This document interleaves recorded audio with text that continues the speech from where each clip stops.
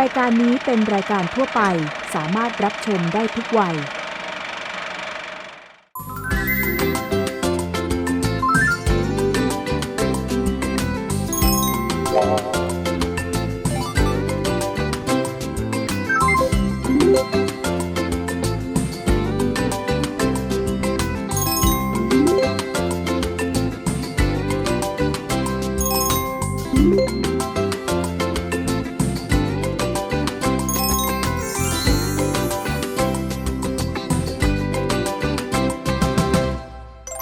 สวัสดีครับขอต้อนรับเข้าสู่รายการ Smart Kids เด็กไฮเทคผมพี่หลามจิโกไอที ผมแพทลูกพี่หลามครับผมพี่ลูกพี่หลามเหมือนกันครับนี่มีลูกพี่หลามถึง2คนอยู่ในรายการแบบนี้นะครับคุณผู้ชมน่าจะคุ้นเคยกันแล้วแหละนะฮะดูกันมาเนี่ยโอ้โหเกือบจะ1 ปีแล้วนะครับรายการของเราสนุกสนานทุกสัปดาห์เพราะว่าเรามีเนื้อหาในแต่ละช่วงของรายการซึ่งเป็นคนละความรู้ทางด้านวิทยาศาสตร์ด้านเทคโนโลยีนะครับมีหลายเรื่องมากๆที่น่าสนใจยกตัวอย่างช่วงแรกของรายการวันนี้นะครับคือช่วงสนุกคิดวิทยาศาสตร์ครับโอ้โหซีรีส์ของนักวิทยาศาสตร์เนี่ยกำลังเข้มข้นเลยใช่วันนี้เรานำเสนอ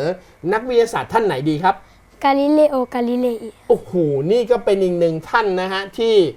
มีความสำคัญทางด้านวิทยาศาสตร์ในอดีตที่เป็นรากฐานมาทำให้พวกเราเนี่ยมีความรู้ด้านวิทยาศาสตร์อย่างถูกต้องมาจนถึงในปัจจุบันนะครับเป็นอีกหนึ่งท่านเลยที่มีชื่อเสียงโด่งดังมากๆนะครับช่วงที่2นะฮะชื่อช่วงทันโลกทันเด็กครับซีรีส์ของคุณจบไปแล้วนี่เรื่องเกมพกพาจบไปแล้ววันนี้ขึ้นตอนใหม่ครับนะฮะเอาเรื่องอะไรดีวันนี้รถไฟฟ้าหรือว่ารถสันดาปเกิดก่อนกันเฮ้ยใครเกิดก่อนกันเหรอครับนี่คุณตั้งคำถามแบบนี้เลยใช่ไหมครับโอ้โหเดี๋ยวเรามาหาคำตอบกันในช่วงของทันโลกทันเทคนะครับส่วนช่วงระวังภัยไซเบอร์ช่วงที่3ของรายการนะครับก็เป็นช่วงที่ได้รับความนิยมมากๆเพราะว่ามีสาระที่มีประโยชน์และช่วยป้องกันให้คนที่รับรู้เรื่องเหล่านี้ไปนะครับรอดพ้นจากภัยต่างๆบนโลกออนไลน์ได้วันนี้เราจะมาส่วนหนึ่งนะครับของการ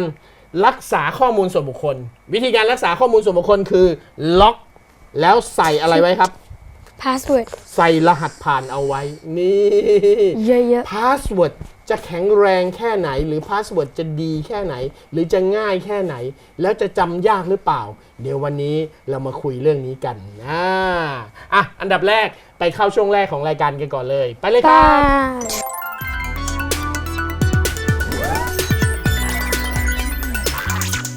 สนุกคิดวิทยาศาสตร์เข้าสู่ช่วงแรกของรายการครับสนุกคิดวิทยาศาสตร์วันนี้เรามาคุยเรื่องนักวิทยาศาสตร์ท่านหนึ่งครับกาลิเลโอกาลิเลอีครับนี่นะครับเป็นช่วงยุคสมัยที่อยู่ต่อกันเลยนะจากนิโคลัสโคเปอร์นิคัสมาโยฮันเนสเคปเลอร์นะครับความรู้ด้านวิทยาศาสตร์ในยุคนั้นเนี่ยมันเป็นช่วงรอยต่อระหว่างกรีกโบราณนะครับแล้วก็เข้าสู่ยุคสมัยใหม่ที่เริ่มมีวัฒนธรรมหรือว่ามีวิวัฒนาการมากยิ่งขึ้นนักวิทยาศาสตร์รุ่นใหม่ๆก็เริ่มมีการใช้คณิตศาสตร์ในการคำนวณนะครับคนสมัยยุคนั้นเริ่มสร้างกล้องโทรทัศน์เพื่อส่องดูดาวแทนที่จะดูดาวด้วยตาเปล่าเพราะอะไรบ้านเมืองมันเริ่มสว่างมากขึ้นกลางคืนคนจุดตะเกียงกันเมืองก็สว่างมากขึ้นเงยหน้าขึ้นไปบนท้องฟ้าแสงรบกวนแล้วก็เริ่มมีการสร้างชิ้นเลนขยายเลนเว้าเลนนูนเพื่อที่จะขยายกำลังการมองนะครับกาลิเลโอกาลิเลอีก็เป็นหนึ่งท่านที่เกิดในช่วงปี 1500 ปลายเป็นคนที่ตั้งใจเรียนทั้งทางด้านคณิตศาสตร์และวิทยาศาสตร์เรียนด้านการแพทย์ด้วยโอ้โหแบบสนใจหลายเรื่องมากกลายเป็นด็อกเตอร์เป็นผู้ทรงความรู้ถึงขนาดที่ว่ากษัตริย์ในยุคนั้นต้องเชิญกาลิเลโอมาเป็นที่ปรึกษาโอ้โหสิ่งหนึ่งที่กาลิเลโอทำขึ้นมานะครับเป็นกฎทางวิทยาศาสตร์ขึ้นมาแล้วเป็นความรู้มาให้นักวิทยาศาสตร์ในทุกวันนี้ใช้กันนะครับกาลิเลโอนั่งดูนาฬิกาที่เป็นลูกตุ้มเหวี่ยงแกว่งไปแกว่งมาถ้าเป็นคนทั่วไปก็แกว่งไปแกว่งมาสนุกดีแต่กาลิเลโอหาเหตุผลว่าทำไมแรงอะไรที่เป็นแรงกระทำที่ทำให้ลูกตุ้มเนี่ยแกว่งไปแกว่งมาทำไมไม่หยุดกับที่ไม่เขาตั้งคำถามหลากหลายเขาบอกว่าแรงอะไรที่เป็นตัวทำให้มันแกว่งไปแกว่งมาน้ำหนักและมวลของลูกตุ้มมีส่วนแค่ไหนและลูกตุ้มนี้ จะแกว่งแบบนี้ไปได้เรื่อยๆแบบไม่มีวันจบสิ้นหรือไม่ ถ้ามันจะหยุดด้วยแรงกระทำใดๆที่ทำให้มันช้าลง โอ้โห เกิดเป็นกฎของนาฬิกาสมัยยุคที่เป็นอนาล็อกมาจนถึงปัจจุบันนะยุคปัจจุบันนี้ถ้ายังมีนาฬิกาอนาล็อกอยู่ก็ต้องใช้ทฤษฎีนี้เขาเรียกว่าทฤษฎีเพนดูลัมเป็นกฎการแกว่งของลูกตุ้มหรือเป็นกฎการเคลื่อนที่นั่นเองแต่ไม่ใช่แค่เรื่องนี้สิ่งที่กาลิเลอีทำเนี่ยเขาพิสูจน์หลายเรื่องเขาเริ่มสงสัยเรื่องของความโน้มถ่วงทุกสิ่งทุกอย่างตกลงบนพื้นโลกใช่ไหมฮะเขาตั้งคำถามว่าถ้ามีวัตถุ2อย่างวัตถุอย่างแรกเป็นลูกตุ้มเหล็กหนักๆเลยกับอีกอันนึงเป็นของที่เบามากๆ2อันเนี้ยถ้าปล่อยจากที่สูงจะตกลงพื้นพร้อมกันหรือไม่หรือใครตกก่อนใครตกหลังกาลิเลโกาลิเลอีขึ้นไปบนที่สูงเลยแล้วเอาก้อนหินกับขนนกทิ้งลงพื้นปล่อยพร้อมกันลงมาผลปรากฏว่าขนนกและก้อนหินตกสู่พื้นพร้อมกันแสดงว่าเราต้องปรับความเข้าใจเรื่องของทฤษฎีแรงโน้มถ่วงของโลกใหม่ว่าแรงที่มากระทำเนี่ยไม่ได้มีผลต่อมวลแล้วไม่ว่ามวลจะมากจะน้อยจะตกลงสู่พื้นพร้อมกันเสมอใช่ไหมฮะครับก็เกิดเป็นทฤษฎีใหม่ขึ้นมาอีกแล้วพอมาถึงเรื่องดาราศาสตร์กาลิเลโอก็สร้างกล้องโทรทัศน์อวกาศขึ้นมาส่องดูดาวบนท้องฟ้าเองกาลิเลโอส่องไปครับส่องไปดาวเสาร์แล้วก็บอกว่านั่นมันดาวมิกกี้เมาส์นี่นะ ดาวมิกกี้เมาส์จริงๆแล้วสมัยนั้นกล้องของกาลิเลโอนี่ยังไม่คมชัดมากเพราะว่าเขาสร้างเองถ้าเขาสร้างด้วยกล้องคมชัดมากๆเขาจะเห็นว่าดาวเสาร์มีวงแหวนแต่ความไม่ปกติที่กาลิเลโอเห็นทำให้นักวิทยาศาสตร์รุ่นต่อๆมาเนี่ยเอามาศึกษาเพิ่มเติมแล้วค้นพบว่าดาวเสาร์มีวงแหวนนอกจากนี้กาลิเลโอยังแยก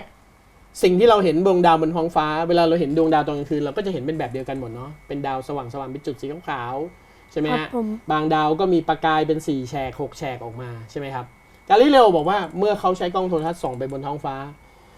เขาจะเห็นดาวแต่ละดวงชัดมากขึ้นดาวแต่ละดวงไม่มีคุณสมบัติเหมือนกันเพราะว่าดาวแต่ละดวงไม่ใช่เป็นดาวชนิดเดียวกันเขาบอกดาวที่มีแสงส่องสว่างจากตัวเองออกมาเป็นดาวฤกษ์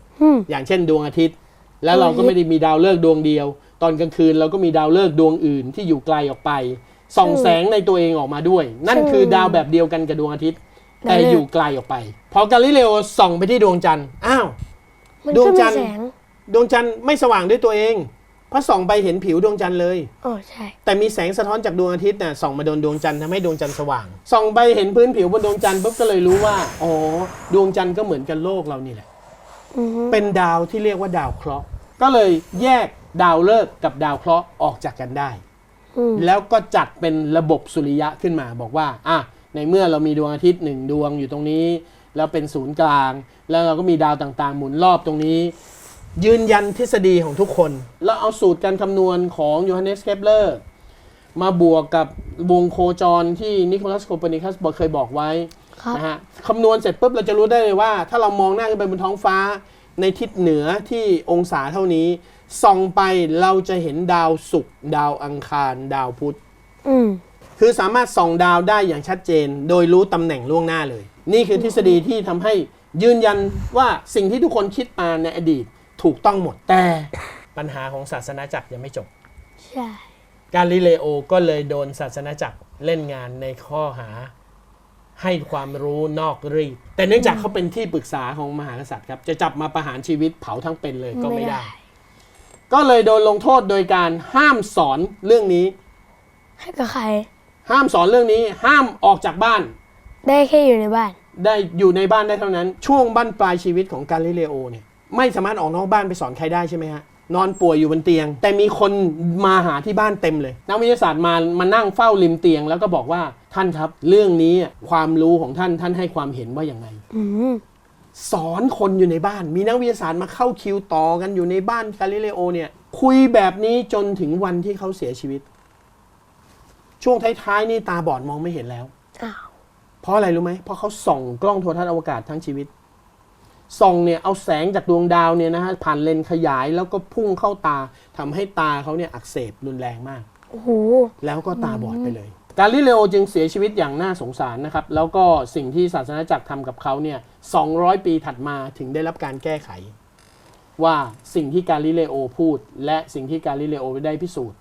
ได้เป็นความจริงและเป็นสิ่งที่ทุกคนต้องยอมรับแล้วเราต้องขอบคุณกาลิเลโอมากๆนะครับกับความรู้ที่เขามอบให้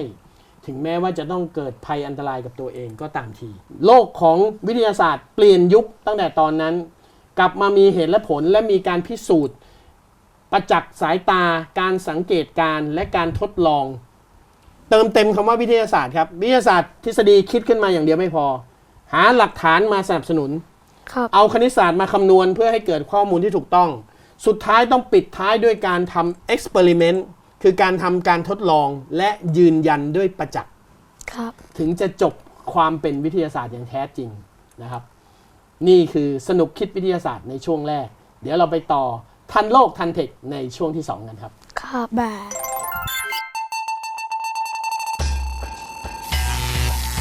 ทันโลกทันเทค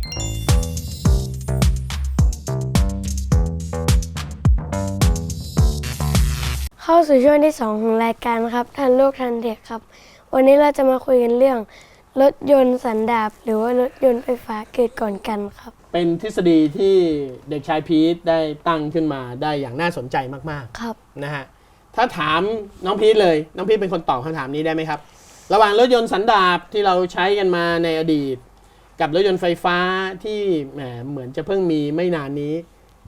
ใครเกิดก่อนกันเนี่ยใครมาก่อนกัน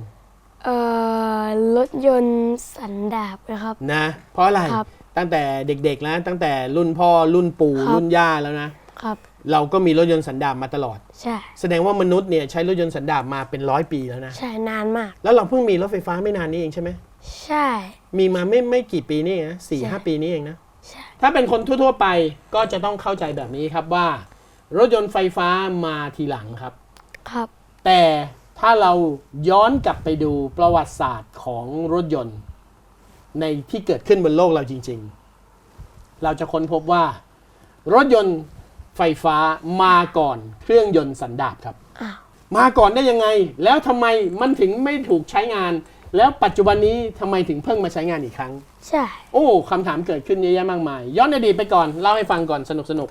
นะฮะสมัยก่อนตอนยังไม่มีรถยนต์เลยครับเราเดินทางกันยังไงครับขี่ม้าขี่ม้า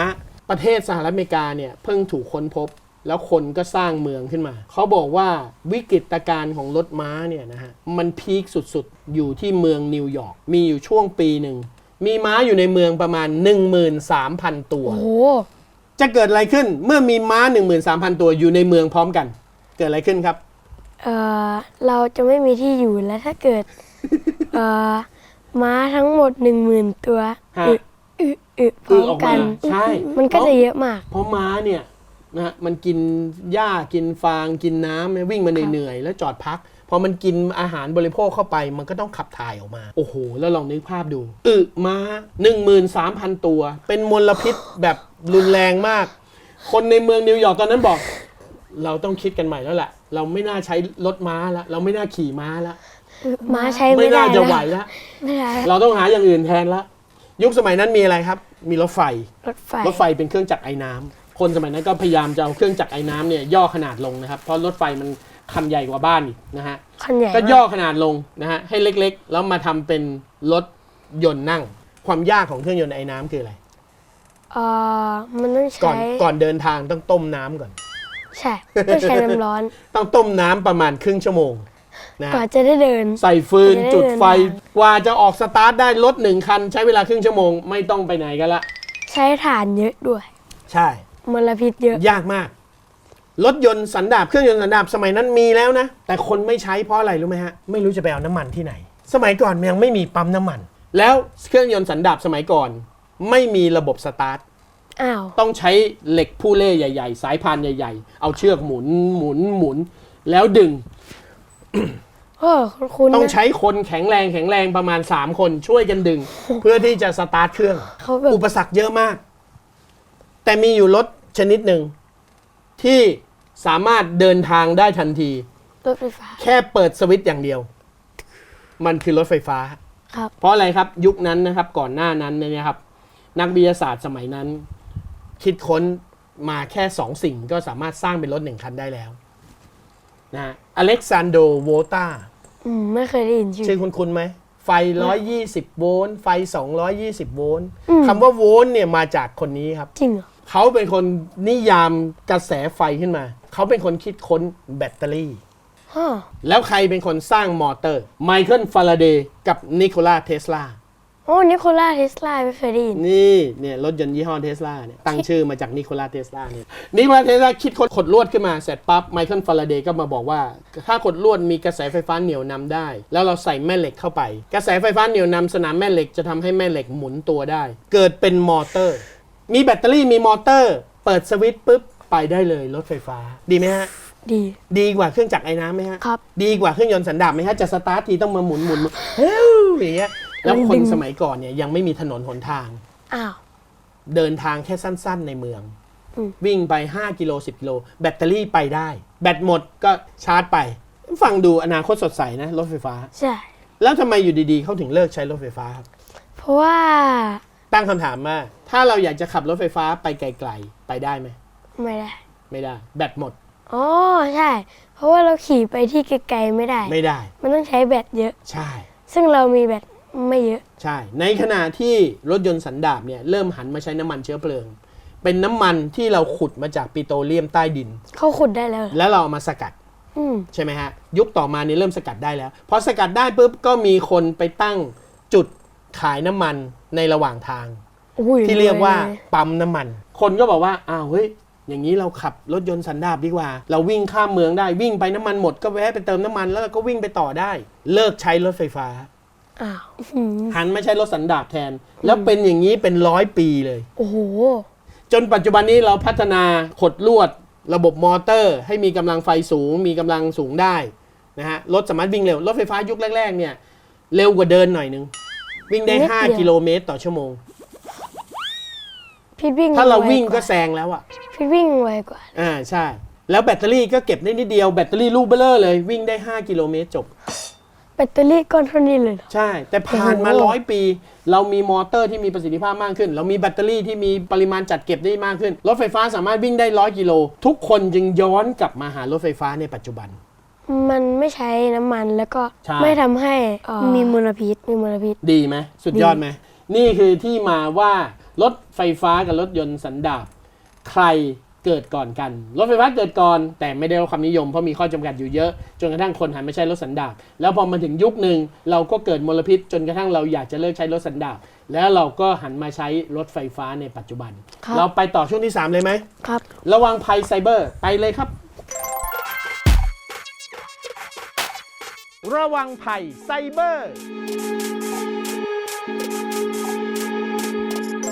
ช่วงระวังภัยไซเบอร์วันนี้นะครับเราจะมาเสนอวิธีการที่คุณจะปกป้องข้อมูลส่วนตัวด่านสำคัญที่สุดที่จะปกป้องข้อมูลส่วนตัวของคุณได้คืออะไรครับ พาสเวิร์ดผ่าน ดีจังเลย คนหนึ่งตอบภาษาอังกฤษคนหนึ่งตอบภาษาไทยนะฮะคนนี้ตอบพาสเวิร์ดคนนี้ตอบรหัสผ่านโอเค กลัวผิด ถูกต้องทั้งคู่ยอดเยี่ยมครับนะฮะรหัสผ่านสำคัญแค่ไหนครับ ถ้าเกิดเราไม่มีพาสเวิร์ดเข้าแบบอินเทอร์เน็ตเขาก็จะมาขโมยใช้เราได้เลย นะฮะถ้าเราไม่มีพาสเวิร์ดเข้าเครื่องเราเขาก็มาเอาข้อมูลในเครื่อง เอา เราไป ข้อมูล ได้ เรา เลย ไปเลย เพราะฉะนั้นพาสเวิร์ดสำคัญมาก ใช่ ๆพาสเวิร์ดควรจะยากหรือควรจะง่าย ควรจะยากครับยาก ควรจะยากเพื่อให้คนอื่นคาดเดายาก แล้วพาสเวิร์ดยากจำยากหรือจำง่าย จำยาก ยิ่งยากยิ่งจำยาก ใช่ คนส่วนใหญ่เลยไม่ค่อยชอบใช้พาสเวิร์ดเพราะว่ามันจำยาก ใช่ แล้วก็ไปตั้งพาสเวิร์ดง่าย เช่น1 2 3 4 5 6 7 8พาสเวิร์ดก็ยอดฮิต1111111 ๆ 0000 เขามีเว็บไซต์นะ ที่จัดอันดับพาสเวิร์ดยอดแย่ด้วย ใช่ ทุกปีเลยนะ อันดับหนึ่งเนี่ยพาสเวิร์ดที่แย่ที่สุดในโลก ซึ่งทุกคนอาจจะใช้อยู่ คืออะไรรู้ไหมครับ 1 2 3 4 5 6 7 8 ใช่เขาบังคับให้มีพาสเวิร์ด8ตัวใช่ไหมเพราะฉะนั้น ใช่ พาสเวิร์ดที่ไม่มีวันลืมแน่นอน 1 2 3 4 5 6 7 8 อันดับ 2 คืออะไรครับ 8 7 6 5 4 3 2 1 คือ 10 อันดับแรกเนี่ยจะเป็นตัวเลขอย่างนี้หมดเลย คนส่วนใหญ่ชอบใช้พาสเวิร์ดแบบนี้ แล้วรู้ไหมฮะว่าเวลา แฮกเกอร์เนี่ยเขาใช้วิธี Gen Password คำว่า Gen Password เนี่ยมันคือเหมือนแบบทดลองใส่ Password ใส่พาสเวิร์ด เขาจะใส่ตัวเลขชุดง่ายๆ พวกนี้เข้าไปก่อน ซึ่งมันจะใช้เวลาแค่ประมาณ 0.01 วินาทีก็เจอแล้ว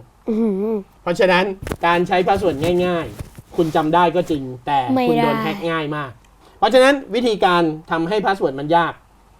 โดยที่เรายังจำได้ด้วย ดีไหมอันนี้ดีไหม ดี ทำยังไงดีครับ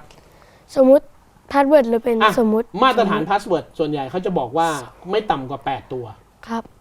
ต้องมีทั้งตัวเลขและมีทั้งตัวอักษร สมมุติเป็น มีตัวอักษรพิมพ์ใหญ่ มีตัวอักษรพิมพ์เล็ก แล้วก็มีเครื่องหมายพิเศษด้วย โอ้โห ถ้าจะต้องมาจำทั้งหมดนี้มันคงยากนะ ใช่ไหมฮะ ครับ เอาตัวเลขก่อน สมมุติเราต้องใส่ตัวเลขเข้าไปหลาย ๆ ตัว แล้วให้ตัวเลขมันไม่เรียงกันด้วย ไม่ใช่1 2 3 4 5 6 7 8เราจะใส่ตัวเลขให้มันเรียงกัน แล้วทำยังไงให้เราจำได้ โดยที่เราไม่ลืมหรือไม่สับสน ผมไม่ดู อันนี้คือแป้นกดตัวเลขนะฮะบนโทรศัพท์มือถือ ถ้าเราอยากใส่ตัวเลขสักประมาณ9 ถึง 10 ตัว เอาเยอะ ๆ เลย เอาเหนือกว่ามาตรฐานอีก ครับ เราอย่าไปจำตัวเลขครับ จำเป็นแพทเทิร์นเป็นแพทเทิร์น เราให้มองวิธีการกดตัวเลขเป็นแพทเทิร์น อย่างเช่นเป็นตัว x เช่น ถ้าเราจะทำเป็นตัว x พาสเวิร์ดของเราคืออะไรครับ 159 357 เป็นไง159357แล้วเราไม่ต้องจำ159357เราจำเป็นตัว x จำแค่ว่าตัว x เนี่ยพาดจากซ้ายมาขวาก่อน แล้วก็ขวามาซ้ายลงมา ครับ แค่นี้เองได้แล้ว เลข 6 ตัว ครับ อยากได้มากกว่านั้นไหม เอาเป็นตัว u ได้ไหมฮะ ได้ มีเลขอะไรครับ 1478963นี่เป็นไง ยากเลย แต่จำง่ายจำตัว u ตัวเดียว นี่ครับวิธีการตั้งพาสเวิร์ดให้ยาวเยอะและจำง่าย มีคนหนึ่ง อย่าไปจำเป็นตัวเลขจำเป็นแพทเทิร์นแทนเสร็จแล้วใส่ตัวอักษรเข้าไปเขาอยากให้เราใส่ตัวอักษรเข้าไปใช่ไหมเราใส่เป็นคำศัพท์คำนามเลย เอาคำที่เราคุ้นเคยแต่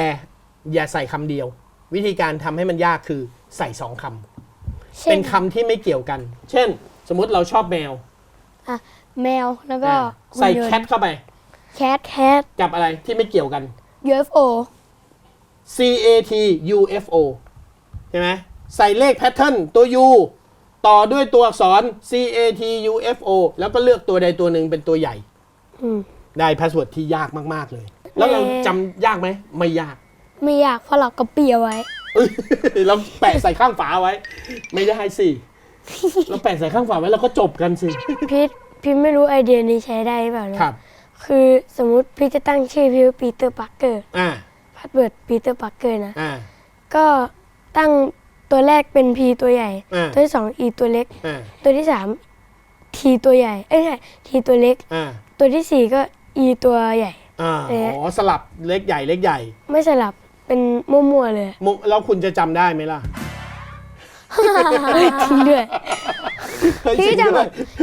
บใหญ่เล็กใหญ่คือเราจะตั้งยากแค่ไหนก็ได้ แต่ปัญหาคือเราจะจำไม่ได้ เพราะฉะนั้นวิธีการที่เราจะตั้งพาสเวิร์ดให้ยากแล้วเราจำได้ คือเราต้องออกแบบมันเราต้องออกแบบมันแล้วเราต้องเข้าใจแพทเทิร์นของมันว่ามันประกอบด้วยสิ่งนี้แล้วจำแค่นี้พอแล้วเราจะไม่มีวันลืมนะครับเพราะฉะนั้นวันนี้ให้เทคนิคการตั้งพาสเวิร์ดให้ยากเข้าไว้แต่จำง่ายได้ด้วยเอาไปใช้กันนะครับจะได้ไม่โดนแฮกกันนะครับไปต่อช่วงสกู๊ปพิเศษช่วงท้ายรายการเลยช่วงคิดทันไอที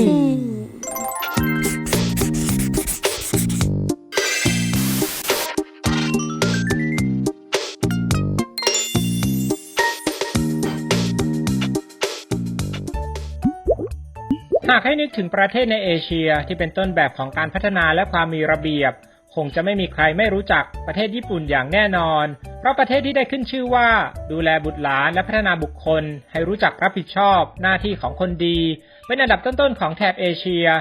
ซึ่งหัวใจหลักที่น่าสนใจในการอบรมสั่งสอนนี้คือแนวคิดเลี้ยงลูกแบบการปลูกต้นไม้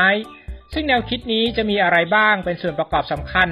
ที่ทำให้เด็กญี่ปุ่นสามารถเติบโตมาได้อย่างมีคุณภาพและดูแลตัวเองได้เป็นอย่างดีเมล็ดต้องมีฐานดินที่มั่นคงการมีลูกของคนญี่ปุ่นนั้นมักจะต้องปูพื้นฐานให้แน่นเสมอเหมือนการเตรียมดินหรือกระถางเพื่อรองรับกับต้นอ่อนหรือยอดเมล็ดพันธุ์มาลงปลูกเพราะหากจะให้ต้นไม้เติบโตมาอย่างงดงามแล้ว รากฐานที่จะใช้รองรับนั้นย่อมต้องแข็งแกร่งและมั่นใจได้ว่าเมื่อมีสิ่งชีวิตนี้ได้ฝากฝังชีวิตลงมาแล้วในผืนดินเขาจะเติบโตขึ้นมาได้อย่างสบายไร้ปัญหาโดยมีกระถางหรือชั้นดินที่เปรียบเสมือนพ่อแม่ค้ำชูไว้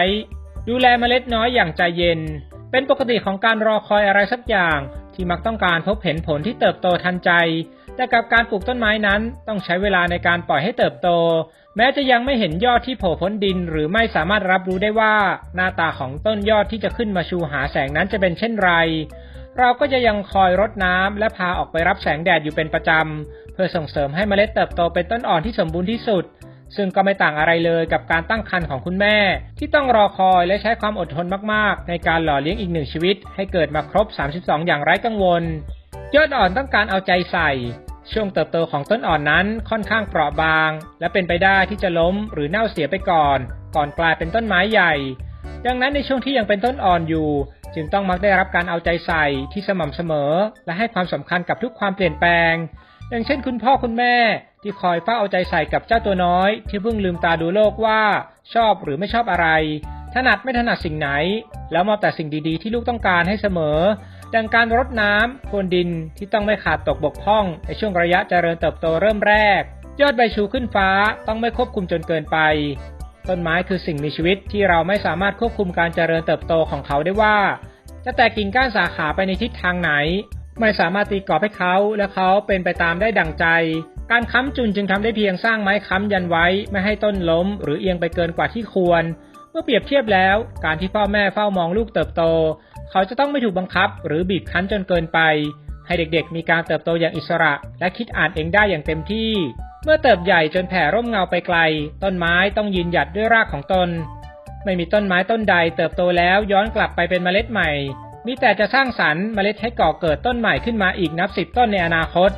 ต้นไม้ไม่หวนกลับไปเป็นเมล็ดเช่นใดลูกในอ้อมอกก็ไม่กลับมาเป็นเด็กน้อยในอ้อมกอดแล้วเช่นกัน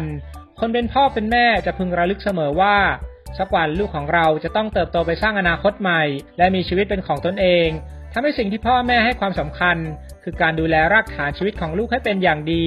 เพราะเมื่อเติบใหญ่ไปแล้วก็ให้ใช้ชีวิตต่อไปโดยไม่ต้องพึ่งพาใครอยู่รอดได้ตนเองยืนได้ด้วยขาทั้งสองข้างเข้มแข็งให้ได้ดั่งต้นไม้ที่มีรากฐานอันแข็งแกร่งทั้งหมดนี้คือแนวทางการเลี้ยงดูลูกเหมือนการปลูกต้นไม้ของชาวญี่ปุ่นคุณพ่อคุณแม่สามารถนำไปปรับใช้กับลูกๆของเราได้เช่นกันครับหมดเวลาลงแล้วครับสำหรับรายการ Smart Kids เด็กไฮเทคมาให้เทคกับเราแบบนี้ทุกสัปดาห์รายการนี้ผลิตโดยศูนย์เทคโนโลยีทางการศึกษาอยู่ที่ถนนศรีอยุธยาเขตราชเทวีกรุงเทพมหานคร10400และเรามีเว็บไซต์ของรายการเราด้วยครับนั่นก็คือ www.etvthai.tv ครับและมี Facebook Page ด้วยนั่นก็คือ ETV Channel ครับนะครับก็แวะไปแนะนำติชมรายการกันได้วันนี้หมดเวลาลงแล้วครับลาไปก่อนครับสวัสดีครับสวัสดีครับเรามาดูกฎต่างๆที่เซอร์ไอแซคนิวตันทำขึ้นมานะครับเขาสงสัย3เรื่องเขาบอกว่ามีวันหนึ่งเซอร์ไอแซคนิวตันนั่งอยู่ใต้ต้นแอปเปิลแล้วก็ตกมาใส่และแอปเปิลก็หล่นลงมานะครับในบางบทความในบางทฤษฎีบางนิยายบางเรื่องก็บอกว่าหล่นใส่หัวบ้างหล่นใส่พื้นบ้างไอแซคนิวตันก็ตั้งคำถามว่าทำไมทุกอย่างมันถึงตกลงสู่พื้นโลกเป็นบุคคลแรกที่ค้นพบวิธีการทำงานของกล้องโดยบังเอิญโดยที่เขาไปเจาะรูห้องของเขามีห้องอยู่ห้องหนึ่งมืดมิดสนิทเลยไม่มีหน้าต่างไม่มีแสงเข้าเลยเขาไปเจาะรูห้องนั้นเจาะปุ๊บมันเกิดภาพขึ้นที่กำแพงต่อมาครับความเชื่อที่2นะฮะเขาบอกว่าถ้าอยากจะรักษาสารพัดโรคให้กินบอแร็กซ์เข้าไปโอ้โหบอแร็กหนักเลยบอแร็กนี่เป็นสารเคมีนะครับอยู่ดีๆเราจะไปกินเลยได้ไง